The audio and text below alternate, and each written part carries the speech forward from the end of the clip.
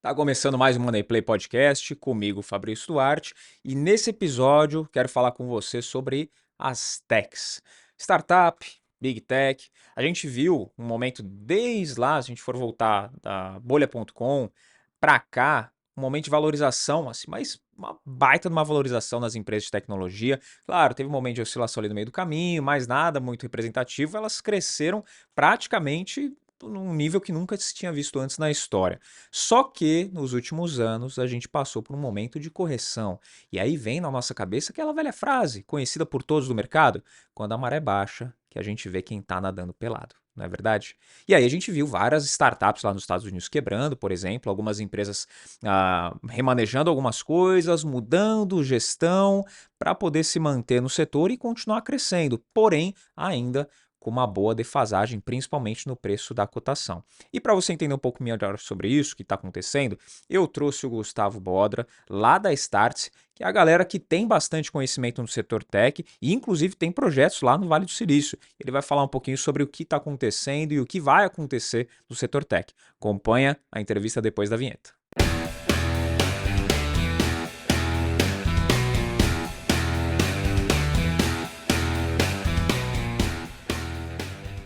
Estou aqui com o Gustavo Bodra, Gustavo que é CTO lá da Startse. Muito bem-vindo, Gustavo. Fala Fabrício, muito obrigado, cara, pela apresentação. O prazer é nosso ter você aqui. A gente vai falar de um tema que muita gente tem bastante interesse, né? É um tema que movimentou muito o mercado nos últimos anos, que é sobre o setor tech, né? Especificamente das big techs. E eu já queria começar, se você dar uma introduçãozinha, né? O que está acontecendo hoje, como é que está o setor de techs, Gustavo? Dá uma introdução para gente. Boa, bacana, cara. Eu acho que uma das coisas que vem acontecendo mais recentemente no setor de tecnologia, e aí eu vou pegar as principais big techs aqui, então Amazon, Google, Meta, Netflix, Microsoft, Apple, é que a gente veio por um ciclo de crescimento muito acelerado dessas empresas e com uma preocupação obviamente de rentabilidade, mas não só disso, muito mais de crescimento do que de rentabilidade em si. Eu acho que a grande mudança que tem acontecido, principalmente nesse ano de 2023, é essa preocupação muito grande com rentabilidade. Os acionistas vêm cobrando muito isso, porque já passou do momento de crescimento, elas já ganharam bastante escala e agora o dinheiro precisa começar a aparecer não só em forma de crescimento, mas em forma de lucro e em dinheiro ali na última linha. Então, isso é um movimento que a gente vem percebendo já do fim do ano passado, ali do último trimestre do ano passado, mas está muito forte nesse começo desse ano. Tanto que os resultados das Big Techs foram bastante afetados por essa questão de rentabilidade. Os acionistas têm cobrado bastante esse assunto de deixar dinheiro na mesa de fato e não só um crescimento acelerado. Uhum. Bom, a gente viu, né, por muitos anos aí o setor de startup mesmo e das empresas de tecnologia movimentou muito o mercado, né, o setor virou o centro das atenções e deu muito dinheiro para os empresários, os empreendedores, para investidores em geral e para fundos de investimento, né, gestores de fundo também ganharam bastante dinheiro com as empresas de tecnologia. Só que lá para o final de 2021, onde a gente viu o cenário ele mudar um pouquinho, né, essa chave parece que virou mesmo, e aí teve grande parte de investimento que tinha sido feito, começou a ser desfeito, a gente teve muito desinvestimento no setor, muita gente perdeu dinheiro, né, investido, as empresas tiveram uma correção muito grande no mercado, e eu queria entender, também passar para nossa audiência, Gustavo, o que explica isso que aconteceu no setor de tecnologia, essa correção, né, a gente pode dizer. Eu acho que parte disso veio por uma questão macroeconômica, né? Eu acho que a gente teve ali 2021, 2020, 2021 muito impactado pela pandemia e eu acho que a gente viveu uma grande bolha da tecnologia nesse momento, porque tudo passou a ser digital, tudo precisava viver no mundo digital e sair do físico. Então essas empresas que já vinham numa linha de crescimento muito grande explodiram ali no meio da pandemia, só que a partir do momento que a pandemia começou a arrefecer, as coisas começaram a voltar ao normal, o mercado começou a entender que de fato precisava de uma correção, que estava tudo muito super precificado e super valorizado. Acho que esse é um dos primeiros grandes movimentos que acontece, uma das explicações por essa correção. E eu acho que outro a gente passou por um ciclo de crescimento de quase 20 anos, né? Se você pensar ali na bolha do ano 2000 até 2021, são 20 anos de crescimento maluco das Big Techs e das outras empresas de tecnologia. E o Vale do Silício ali é um dos principais pontos onde a gente percebeu isso. Muito capital intensivo, com crescimento muito intensivo e depois de 20 anos, esses investidores queriam começar a ter resultado. Então, acho que parte dessa correção também é explicada um pouco por esse ciclo de 20 anos de crescimento que agora entrou numa baixa, fez uma correção, mas a gente já percebe talvez uma retomada de crescimento das empresas de tecnologia. Então, acho que tem esses dois grandes fatores. Um de pandemia, que foi um evento completamente atípico que ajudou a dar uma reorganizada no mercado, mas acho que tem um evento de longo prazo que é um crescimento muito grande nos últimos 20 anos. Certo. A gente viu também ali em 2019, né, alguns eventos aconteceram, né, nos últimos anos, ali um pouquinho antes da virada da década, né? Teve o fracasso, vamos colocar aí entre aspas, do IPO da WeWork, tá? Que não deu muito certo. A gente teve depois também casos de fraude, como o da Teranos, por exemplo, lá em 2018. Esses dois casos e alguns outros que aconteceram também, de menor expressão, eles já davam algum indício, já estavam dando sinais de que a gente estava passando daquele momento de euforia para ir para um momento mais de virada de chave, um momento mais de contração desse mercado. Por exemplo, mesmo com o intervalo ali por conta da pandemia, né, depois disso a gente viu essa queda que se concretizou, lá já estava dando esses sinais ou não? Com certeza, eu acho que esses dois casos, Fabrício, são cenários claros de que a gente estava vivendo uma euforia de tecnologia, que tinha muito dinheiro e estavam colocando muito dinheiro nesse crescimento acelerado. E eu acho que esses são dois casos clássicos onde os investidores começaram a olhar se tinha de fato consistência no negócio, ou se ele só crescia porque você injetava muito dinheiro e de fato não tinha um produto ou algo que no fim do dia gerasse algum valor para quem estava usando na ponta, que são os clientes, enfim, dessas duas empresas. Eu acho que esses foram dois casos que foram sinais muito claros dessa mudança de mercado, ou desse início dessa mudança, mas recentemente a gente pode relembrar também o caso da FTX, que é outro cenário clássico disso, de investimento de capital muito alto, ali de venture capital, mas que depois não se pagou, enfim, o negócio não tinha lastro. Acho que são dois sinais prévios, mas a gente tem casos que aconteceram muito mais recentemente que também demonstram um pouco dessa mudança do mindset do investidor. Sim. E é difícil para o investidor não pensar hoje no setor de tecnologia também, porque a tecnologia ela está em tudo, né? Quando a gente fala de empresas só de tecnologia, não são todas, mas todas as empresas utilizam tecnologia ou de alguma forma fabricam algo que tenha algum envolvimento tecnológico, né? E a gente viu várias startups surgindo nos últimos anos e para os diversos setores, né? Para várias áreas. Quais são aquelas que estão em setores que não vão ser afetados, assim, mesmo com a crise que aconteceu aí nessa correção dos últimos 2 anos? Essas empresas não vão ser afetadas ou têm um risco menor de serem? E quais são aquelas que estão mais expostas mesmo e talvez nem tenham uma recuperação?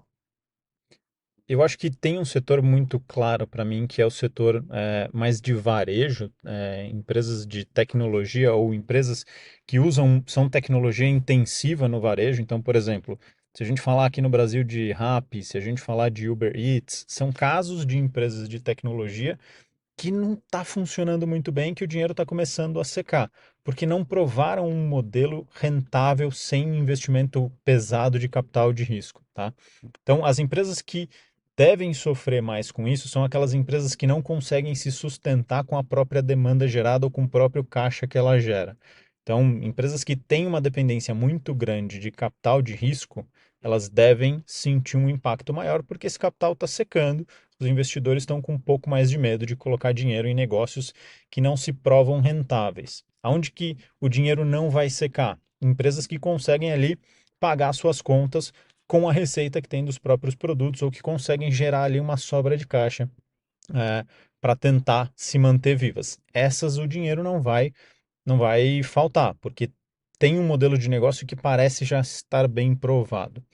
Outra que eu acho que tem um impacto gigantesco e que não vai sofrer com essa questão de falta de dinheiro são as empresas que focam em inteligência artificial, em construir inteligência artificial e usar a inteligência artificial para transformar mercado, tá? Eu acho que tem um movimento muito recente dessa história de inteligência artificial que começou ali no fim de novembro de 2022, que vem se estendendo ao longo agora desse começo de 2023, mas tem uma questão de, se eu preciso ser uma empresa cada vez mais eficiente, nada melhor do que automação e nada melhor do que uma máquina resolvendo problemas que talvez seres humanos estariam resolvendo ali na mão, porque a gente baixa custo. Então, se eu tivesse que resumir aonde eu acho que vai faltar dinheiro e onde eu acho que não vai faltar, aonde vai faltar? Empresas que dependem de capital de investimento, capital de risco para se manter funcionando. Que se você secar essa fonte, ela morre. Essas são as principais empresas que vão sofrer. As que Certo. não vão sofrer, as que usam, que conseguem sobreviver com seu próprio capital, mas precisam de capital de investimento de risco para crescer, e quem está mexendo com inteligência artificial, ou criando inteligência artificial, ou usando inteligência artificial para resolver problema de negócio. Uhum. Então, em teoria, aquelas empresas que não precisam de tanto capital externo e estão pensando no desenvolvimento, né? Então, tem esse Sim. lado aí da inteligência artificial como um desenvolvimento. Você falou sobre deixar o dinheiro na mesa também. Olhando desse ponto de vista, tá? As empresas que não vão ter mais tanto dinheiro deixado na mesa e sim trazer retorno para os investidores. A gente pode esperar no curto, médio prazo, alguma coisa relacionada a dividendos pagos por essas empresas, alguma coisa nesse sentido? Acho que vai depender muito do estágio dessas Uhum. empresas, até porque, enfim, elas normalmente geram um dinheiro extra, mas esse dinheiro extra é reinvestido na própria operação para financiar esse crescimento. Então, acho que num curto espaço de tempo, tirando as grandes empresas de tecnologia, eu não acredito que a gente deva ver um pagamento alto de dividendos, porque elas vão usar isso para se reinvestir sem precisar de um capital de risco ou de capital externo, tá? Uhum. Mas as Big Techs eu acredito que sim. Se a gente falar de Apple, Microsoft, eu acho que aí tem um cenário um pouquinho diferente. Certo. Você comentou das Big Techs, né, as grandes empresas de tecnologia, e você falou da Amazon, a Alphabet, né, a Google, também a Meta. Quais são as empresas mesmo de tecnologia, que são as empresas do setor de tech e não aquelas que desenvolvem ou que usam, na verdade, né, a tecnologia no seu dia a dia? O nosso investidor, quando ele vai investir, ele tem muito essa dúvida, né? Fala, pô, estou investindo em tech, mas quando vai ver é uma empresa do setor agro, por exemplo, que tem um pouquinho de tecnologia ali envolvida. Quais são as de tecnologia mesmo raiz, que a gente pode dizer? Boa, eu acho que ali o combo de Microsoft, Apple, Netflix, Meta, Google, Amazon são as principais. Tem uma que, né, pouca gente fala, mas se você parar para olhar, é a sexta empresa mais valiosa do mundo, fica ali entre sexta e sétima, que é a Nvidia. A Nvidia é uma empresa tech raiz que produz ali placa para tanto para inteligência artificial quanto para processamento de jogos. A própria Intel, a Intel é uma empresa que, apesar de estar um pouco fora ali do nosso radar, é uma empresa nativamente tech. A gente vai falar de grandes empresas como IBM também, então acho que esse combo são as principais. Quando eu penso em investir em tecnologia, são esses os primeiros nomes que me vêm à cabeça. Certo. Bom, então para o investidor aí já dá para saber quais são, né? São as empresas que desenvolvem mesmo tecnologia, né? Então mais relacionadas a isso, né? Não é só usar a tecnologia no dia a dia ou desenvolver algo que esteja relacionado, né? Tem um ponto interessante aqui também sobre o setor tech, Gustavo, que foi as startups, né? Mais em especial o cenário norte-americano, que o que aconteceu agora nesse primeiro trimestre de 2023 preocupou bastante e o desinteresse de algumas classes aqui em relação a esse setor pode ter caído bastante também, né? Será que agora é um bom momento, por exemplo, para alguém que quer ter algum conhecimento sobre o que foi desenvolvido lá? Porque eles desenvolveram lá, especialmente no Vale do Silício, muita coisa de valor, né? Ao longo desse tempo aí, ao longo dessas décadas, né, em tecnologia. É um bom momento para quem quer ir lá conhecer, aprender algo novo também, aproveitar o momento e conseguir isso com um custo baixo? Tem alguma relação disso ou não? Cara, eu acho que o momento para ir no Vale do Silício é sempre, tá? Uhum. Porque, independente de crise ou não, eles têm um ecossistema muito rico de inovação e eles aprenderam uma técnica de como inovar e como criar novas ideias que é muito difícil você achar em outros lugares do mundo. Você vai ter polos tão bons quanto, então, Israel, China, mas o Vale do Silício é o berço de tudo isso. Então, acho que o momento para ir no Vale do Silício é sempre. Com relação a estar mais barato para ir para lá, eu acho que isso tem pouca relação agora com a questão da desvalorização ou com essa seca de crédito de capital de risco. Eu acho que isso aí tem uma questão muito mais macroeconômica, até para pensando aqui em Brasil, como é que está a nossa cotação de moeda. Mas A minha dica é sempre assim, cara, vai para o Vale do Silício. Lá você vai conseguir conhecer e vai conseguir respirar um pouco de como funciona essa inovação, que é muito diferente do que a gente faz aqui. Eu acho que eles têm um molho secreto lá que é sempre bacana você olhar no, na prática acontecendo, sabe? Interessante. E aí você falou da China, né, que também é um outro grande player aí em tecnologia. Onde que as big techs chinesas se encaixam? Cara, as big techs chinesas, eu acho que elas estão vivendo um mundo que a gente aqui do outro lado do mundo acaba tendo pouca visibilidade. Mas assim, se a gente for fazer um paralelo aqui dessas grandes empresas de tecnologia que eu falei, elas estão muito no hemisfério aqui ao lado do Brasil, vamos pensar Brasil, Europa, acho que esses são os principais mercados que elas estão atuando e que elas são muito grandes. Agora, se você pegar a Ásia, cara, o sudoeste da Ásia ali, essas empresas de tecnologia, vamos chamar aqui do Ocidente, tem pouco impacto lá. Você vai ver muito mais as empresas chinesas dominando todo esse mercado, exceto o Japão, que aí o Japão entra num caso à parte ali, até por questões geopolíticas. Mas se você pegar todo o sudoeste da Ásia, ele é dominado pelas empresas de tecnologia chinesas. Então, a China tem uma das pesquisas mais avançadas em inteligência artificial. Ela tem um dos sistemas financeiros mais avançados ali do sudoeste da Ásia. Então, você pensar em fintech, tem muita coisa bacana rolando ali. Então, se a gente dividir o mundo em dois, entre lado oriental e lado ocidental, eu acho que o lado oriental é muito dominado pelas empresas de tecnologia da China. É difícil você ver uma empresa de um outro país dominando esse lado oriental e o lado ocidental muito dominado pelas empresas norte-americanas. Certo. Bom, tem nenhuma empresa brasileira aí no radar que possa ocupar esse cenário. Cara, eu acho que hoje ainda não. Eu acho que a gente tem um potencial gigantesco de construir isso, porque o brasileiro ele tem uma capacidade de inovação muito bacana. A gente não é tão bom em exportar essa tecnologia, mas eu acho que a gente tem potencial sim, principalmente nesse viés de inteligência artificial, que eu acho que a gente pode assumir um papel, principalmente de liderança aqui na América Latina e depois expandir um pouquinho disso para os outros continentes. Mas na América Latina eu acho que sim, o Brasil tem potencial gigantesco de ser a referência em tecnologia. Ótimo. Quando a gente fala também para o investidor, a gente conversa muito com o investidor aqui, né? A nossa audiência basicamente são os investidores, pequeno, médio porte. E sempre se espera, depois de uma grande queda, uma recuperação do mercado. No mercado tech a gente viu isso recentemente. Então eu queria saber o que, que o investidor pode esperar, o investidor pessoa física mesmo, o que, que ele pode esperar desse mercado a partir de agora? O mercado ele vai se recuperar do ponto de vista das grandes empresas de tecnologia. Eu acho que vai ter uma reavaliação do tamanho das empresas do ponto de vista de quem dá, uma separação, na verdade, tá? Acho que de quem dá lucro e é consistente de quem não é. Acho que essa vai ser a principal divisão que o investidor tem que olhar. Então, por exemplo, se você pegar as cotações os resultados de Amazon, Meta, Netflix, todos eles não foram muito bem no ano passado e no último trimestre também não foram muito legais. Agora, se você pega a Apple e Microsoft, são empresas extremamente consistentes. Apesar delas terem crescido menos no ano anterior, elas apresentam crescimento ano contra ano, trimestre contra trimestre. Então, acho que essa divisão vai começar a acontecer. Então, se você olhar até a valorização dos papéis de Microsoft e Apple, é completamente diferente da valorização, por exemplo, de Amazon ao longo já desse primeiro tri do ano de 2023. Então, se eu tivesse que deixar uma análise muito simplista, seria: o mercado vai dividir entre quem dá lucro e é consistente e em quem ainda está aprendendo como é que você dá lucro e deixa dinheiro na mesa.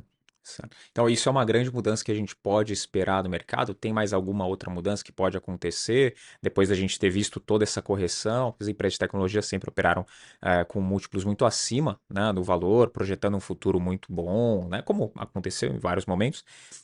Mas essa nova forma de se avaliar as empresas é algo que pode ser esperado como uma mudança positiva. Sem dúvida. Eu acho que já está acontecendo e ela deve se consolidar daqui para frente. Certo. E o que que foi aprendido do ponto de vista do investidor, né? O que que você acha que o investidor aprendeu com essa correção, a opinião pessoal aí mesmo, Gustavo? Cara, eu acho que o principal aprendizado é tomar cuidado com a euforia de que o mundo sempre vai ser tech, portanto, nunca essas empresas vão parar de crescer. Eu acho que Uma opinião muito pessoal e de como eu até olhava para essa parte, que é o seguinte: não existe, eu não consigo imaginar um futuro que não seja tecnologia não seja intrínseca no nosso dia a dia. Já é hoje e no futuro tende a ser cada vez mais. Então tinha uma euforia no mercado de que essas empresas são inquebráveis ou de que essas empresas vão continuar num crescimento exponencial super acelerado para sempre. Acho que essa correção mostrou que elas seguem a mesma regra de todos os mercados. Elas têm momentos de crescimento, têm momentos de correção e depois segue um novo momento de crescimento. Isso é padrão para todo o resto do mercado. Tecnologia, nesses últimos 20 anos, não tinha passado por essa grande correção. Então, eu acho que o grande aprendizado é não tratar o setor de tecnologia como um setor alheio ao mercado. O mercado é soberano sobre todos os setores. Então, acho que esse foi o principal aprendizado que eu tive nessa jornada. Ótimo. E olhando para esse cenário, você comentou mais uma vez das empresas dos Estados Unidos, que o grande foco, né, as maiores empresas estão lá, e essa grande correção que aconteceu lá, aqui no Brasil tende a acontecer também, de a gente olhar mais, começar a ver mais as empresas que vão dar lucro, vão dar retorno para o investidor. Se sim, quando que isso pode acontecer? Qual o impacto pode ter nas empresas brasileiras? Na verdade, eu acho que já está acontecendo, tá, Fabrício? A gente vê essas histórias de layoff até acontecendo aqui no Brasil, muito por conta dos investidores estarem sendo cada vez mais críticos em quanto dinheiro eles continuam colocando na máquina dessas startups para o negócio continuar funcionando. Então, eu acho que o impacto ele já chegou. A gente já está percebendo isso acontecer aqui no Brasil e a materialização disso são os layoffs, porque no fim do dia, o que, que o layoff significa para o empreendedor? Significa que ele está diminuindo ali o custo fixo dele, né, que é o custo de pessoal. Então, por que, que ele está fazendo isso? Porque está entrando menos dinheiro de capital de risco, porque o investidor está muito mais inseguro em continuar financiando um negócio que não se paga. Então, acho que esse resultado, esse impacto já chegou aqui. E o fato de ter muito dinheiro estrangeiro, né, norte-americano, mais precisamente aqui, você acha que retardou um pouquinho, deu um delay no que acontece aqui nas empresas? Do ponto de vista econômico, né? Eu acho que sim, porque se você for pensar do ponto de vista do investidor, ele foi secando provavelmente as maiores fontes dele, e essas maiores fontes estavam lá nos Estados Unidos, né? É diferente você dar US$ 100.000 para uma empresa americana e US$ 100.000 para uma empresa brasileira. Então, se você olhar ali, ordenar pelos maiores investimentos e onde eles foram secando primeiro, isso aconteceu obviamente lá nos Estados Unidos, porque o retorno era muito maior e muito mais rápido, e aí, aos poucos, isso foi chegando aqui no Brasil. E acho que tem sempre um delay, né? O mercado lá é muito maior e o mercado lá é muito mais maduro. Então, eles seguram o dinheiro primeiro lá e depois vem, isso vai se desdobrando para o resto do mundo e, consequentemente, para a gente. Certo. E Gustavo, para a gente fechar uma pergunta que é muito simples, né? Eu sempre faço aqui na maioria das entrevistas também. Para o pequeno e médio investidor, qual o grande conselho que você dá, olhando para o cenário de techs, as big techs, ou empresas que são promissoras também, que estão no setor que podem ter um grande desenvolvimento, qual que é o conselho que você dá para o pequeno e médio investidor? Cara, eu acho que o principal que eu uso até no meu dia a dia aqui é olhar para essas empresas que são mais sólidas. Eu acho que ter um portfólio diferenciado de entrega de tecnologia é importante, tá? Eu vou pegar, gosto muito do exemplo de Microsoft e Apple porque foram as que foram mais resilientes a essa crise como um todo. A Microsoft ela tem um portfólio extremamente amplo. Ela vende desde serviço de cloud até o pacote Office que está no nosso dia a dia. Então, Hum, ela tem um colchão muito seguro. Você trocar o pacote Office, por exemplo, para o pacote do Google, é um trabalho grande para as empresas. Então, essa transição dá muito mais segurança para o investidor, porque é muito difícil você perder receita do dia para a noite. Diferente do Netflix, por exemplo, que é uma venda B2C. Então, se a Amazon lança um produto melhor, uma série mais legal, tem gente que vai trocar o dinheiro, vai tirar o dinheiro do Netflix e vai colocar no Amazon Prime. Então você tem uma volatilidade muito maior. Então, qual é a minha principal dica? Olhar para os negócios de forma muito fria e entender qual é essa facilidade na movimentação do dinheiro do cliente que paga a conta no fim. Se você olha para a Apple e Microsoft, é muito mais difícil do que se você olhar para um Netflix. Portanto, me parecem apostas muito mais sólidas do que uma aposta na Netflix, por exemplo. ótimo. E também para a gente fechar, você tem alguma recomendação de livro ou série mesmo para o investidor poder assistir?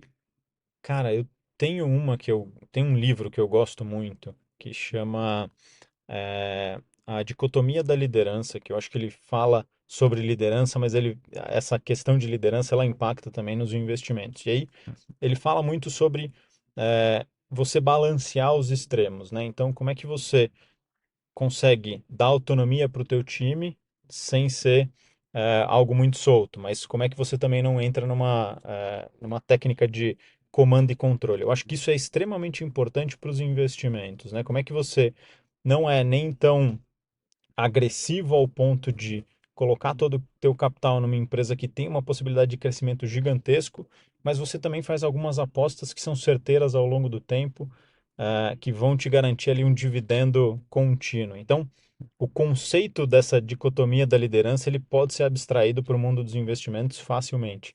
E é um dos livros mais fascinantes que eu já li, que ele te dá um bug na cabeça para você tentar entender como é que você faz esse balanço das duas coisas, mas é super bacana. Legal. E como que o pessoal te acha? Como que o pessoal encontra a Startse também? Boa, legal. Bom, eu estou no LinkedIn como Gustavo Bodra, podem me procurar por lá. Eu também estou no Twitter, confesso que eu sou pouco ativo no Twitter, mas estou por lá acompanhando o que está acontecendo. E a Startse, acho que dá para todo mundo encontrar a gente tanto no LinkedIn, tem bastante conteúdo que a gente posta por lá, mas também através da nossa plataforma no startse.com. Então aí tem todo o nosso trabalho ali, a nossa avaliação do mercado, entendimento de como é que está o mercado de inovação, como é que a gente simplifica um pouco desse caos do que está acontecendo e tenta trazer em uma linguagem um pouco mais direta e objetiva. Excelente. Gustavo, muito obrigado pela participação. Muito obrigado mesmo. Boa, eu que agradeço a possibilidade de participar aqui, de trocar um pouco de ideia e muito obrigado. Até a próxima, né? Até breve, se Deus quiser. Até breve, cara. Obrigado. E esse foi o episódio com Gustavo Bodra. E se você acredita que tem alguma empresa do setor tech que vale a pena, pelas suas avaliações, colocar o seu dinheiro porque você acha que ela vai recuperar e vai sim passar essa arrebenta e vai ter um bom resultado, comenta aqui embaixo. Agora, se você acha que tem aquela que não passa aí do próximo ano, por exemplo, coloca aqui embaixo também, tá? Aquela que não vai ver o seu dinheiro nem de perto, tá? Comenta aqui embaixo. E para te dar um boi, vale a pena também você comentar empresas tech brasileiras, tá? Pode comentar aqui também. Não deixa de curtir também o episódio, tá? E você que ainda não é inscrito, se inscreve no canal e segue a gente lá no Instagram, @MoneyPlay_podcast e o meu pessoal, @Fabrício Duarte. Te vejo no próximo Money Play. Tchau!